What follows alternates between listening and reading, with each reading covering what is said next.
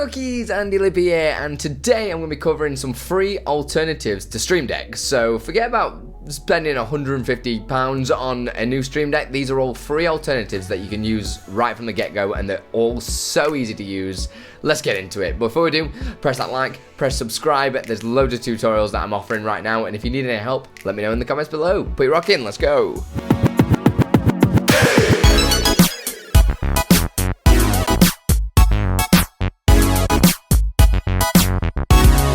So I've been streaming for quite some time, and I love experimenting with new technologies and different things that I can add on stream. I mean, if you've ever been across to one of my streams, you'll know exactly what I'm talking about. We're really trying to innovate on there at the moment and do some weird stuff. So if you do want to check that out, come and join me at twitch.tv/AndiLippy, streaming quite frequently at the moment. But I'm going to go through some of the best things that I've found along my journey, and I wish I would have known about these before I bought a Stream Deck. So don't buy a Stream Deck. Try these out first. This might work perfectly for you, okay? The first one that I'm going to be looking at is Touch Portal. We've probably all heard about what Touch Portal is. I've only used it once or twice because it wasn't really for me, actually. I have had a Stream Deck the whole time, so I've only used it a little bit to play around with.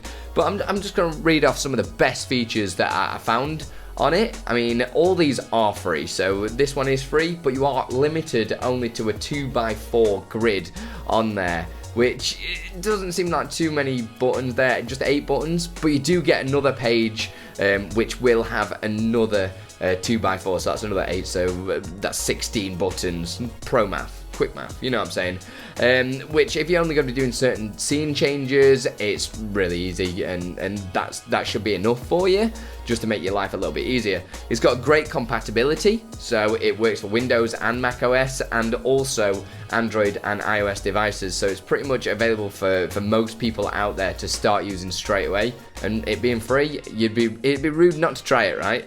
There's so much support. I was looking through the website, which we're looking at now. There's so much support of videos on how to install the software, how to get everything set up, how to do different things on the software as well. So when you're trying to open it up for the first time, you're not going to be struggling because you've always got somebody there helping you. There's so many videos, even from them themselves, and also third-party creators, which you'll find on YouTube everywhere. So it's quite common. And there's also tons of different integrated services on there, from just using traditional keyboard shortcuts to Spotify integration to Twitch integration, and it seems like they just keep adding more, which is great. I love really open software which will allow me to control many other elements as well, not just what's happening on stream or in OBS. It's nice to clear chat if you need to, different things like that, so that is always a nice little touch. The user base as well, this kind of ties in with all the support that there is. The user base is quite expansive, which is great, because there's so many people creating new buttons, and then you can share ideas. You can also share custom buttons on their website, so there's a lot of support out there for this application, so you're never alone. You're never wondering, how do I do this, because there is the answer out there, and it's quite easy to find as well. And last but not least, if you did want to upgrade and actually pay for the software, it's only £12.99, which is a steal. That's just a one-off payment for the lifetime, and you get unlimited buttons for that. I think it's up to 110 on one page or something like that, and you can just get unlimited pages, which is awesome. But yeah, that's one of my favorites, Touch Portal. So this next one, I've only used a few times. It's called OPDeck. I didn't really use it too much, so I don't know the limitations on the free version, but the paid version is only $3.99, so it could be a great choice for you if you are looking to get really open, but for a cheap price. But the free version should be fine. This is an awesome app, and the compatibility of it is incredible. It's available for Windows, Mac OS, also Linux, unlike Touch Portal. It's also available for Android and iOS, so it's pretty much open to anybody there at all. With all their support as well on their website, teaching you from how to get started and download the app, how to get it working, how to get it configured.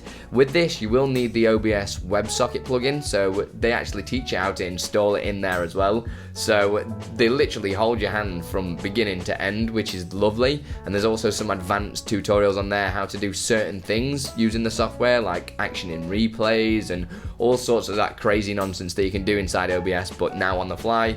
using a touchpad on your phone or a smart device. There is a very small user base, so that is quite good as an advantage if you're needing that technical support. Their Discord server, as of right, is about 300 users, so if you're trying to get hold of somebody, is quite easy, which is lush. Because if you've got something that's quite specific, you don't need to wait for people to get back to you. You can literally just ask some of the makers or moderators in there, and they help you out. The only downfall of this one is that it's not got any other integration, so it only does work with OBS directly using the WebSocket, so it's not going to talk to Twitch or anything like that. But sometimes people just want to be able to access their stream using OBS, so for the scene transitions, filter changes, you can also, there's so many different things. There's a big list which I'm going to put on screen now, which you can see on their website, of all the different things that you can do, all to do with hotkeys as well. There's loads of stuff that you can do, but there's none of that external integration. But yeah, that is another great free method of controlling OBS. That's OPDeck. So the third one on this list is Deckboard, and I want to just start off by saying it is completely free. This doesn't have any paid versions or anything like that. What you download, what you install is what you get, which is awesome. I love things that are very transparent, and yeah, I'm a guy that likes free stuff. The only downside of this is that it's only available for Windows and also Android, so sorry for you iOS users and also Linux and Mac users, you're not going to be able to get your hands on this one, unfortunately.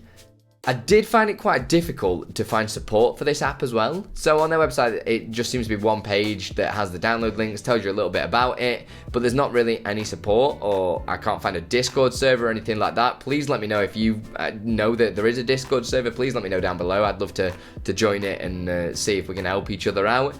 But this is kind of negated by the fact that the software is so clean, so simple. The interface is so easy to understand, so you literally, as soon as you get it installed, you're not greeted with, oh, you need to connect this, connect that. You're just greeted with a lovely blank Stream Deck that you can just go, right, add my buttons on there, nice and simple, connect it to either OBS or Streamlabs OBS, and away you go. The nice thing about this one as well, it is not just limited to OBS. It can have other integrations for like Twitch chat, so if you need clear chat or run certain chat commands, you can easily do that, and also like Spotify, so you can pause your music and also add different artists in there and stuff like that, so it's nice and easy to use there. And last but not least, people can create their own extensions as well for this if they can use Node.js and they actually know what they're doing around that sort of stuff. That is not really my area, not gonna lie. I just use what people make and just give them credit for it. So number 4, last but by no means least, is LioranBoard. This is actually the board that I use the most out of all of them. I don't really use my Stream Deck too much now, actually, now that I'm using this, because it's completely free, doesn't cost anything.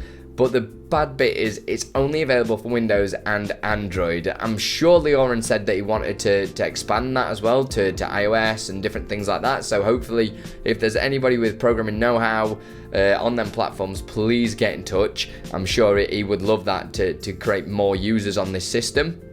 I want to talk about what it does. I mean, what doesn't it do? It does all the OBS WebSocket basics that all the other ones did, all the other boards did, like from changing scenes, turning sources on and off and everything like that. But you can go more advanced into animating sources and then creating, basically the best way that I can probably say it is it's an open source programming language that anybody can use for streaming. It connects to so many different things. So for instance, I'll give you a use case that I use on my Twitch channel, twitch.tv/AndyLippy, if you want to come and check it out, is that every sub, VIP and moderator get their own unique command that nobody else can use, and you wouldn't be able to do it with any other software but this. So if you want to see more tutorials on how I do that, please let me know in the comments below. There's loads of support for this as well. I mean, I'm not a programmer or anything like that. I don't know any programming language, and I can actually make stuff in this, so it can be a bit daunting looking at it at first, but there's so much support. The Discord's really small as well, so it's a very tight community, and there's so many people that help each other out in there. So if you are looking for that support, it's great. But there's also loads of support that Lioran's written himself, actually explaining what all the different commands do, so you can start trying to get your head around it. Like, I'm trying to get a bit more advanced now. I'm starting to learn what each one does. So there's loads of stuff like that, and make sure you are subscribed here because I'm going to be doing videos on that. It's really nice as well, since it's fully open source, that you can create your own extensions. For instance, Exceldro, that makes loads of the OBS plugins, created me a extension where it would connect to Twitch and actually search for people's profile picture and pull that profile picture. So when somebody comes into the stream, they can actually get announced to be like, oh, welcome, such and such, and it'll bring their profile picture up on screen as well, which I've never seen anything else like that before in my life. It's incredible. Like I say, come and stop by my stream to see some of the stuff that you can do with it. But there are the kind of top 4. I think there are others out there that you can use, but they're my top 4 Stream Deck alternatives that are completely free. I mean, if you're using something a little bit different, or you're actually created your own Stream Deck using some hardware, or maybe you're using macro keys, using HID macros, I think is what it's called, or anything like that, please let me know in the comments below. I'm very interested in seeing people's setups and how they run their stream. And if you've got any questions or anything like that, come and stop by my Twitch channel. Let me know in the comments below. Whatever's best for you. Make sure you like the video if it's helped you. Also subscribe for any future tutorials, okay? Put your rock for the stone. See you soon.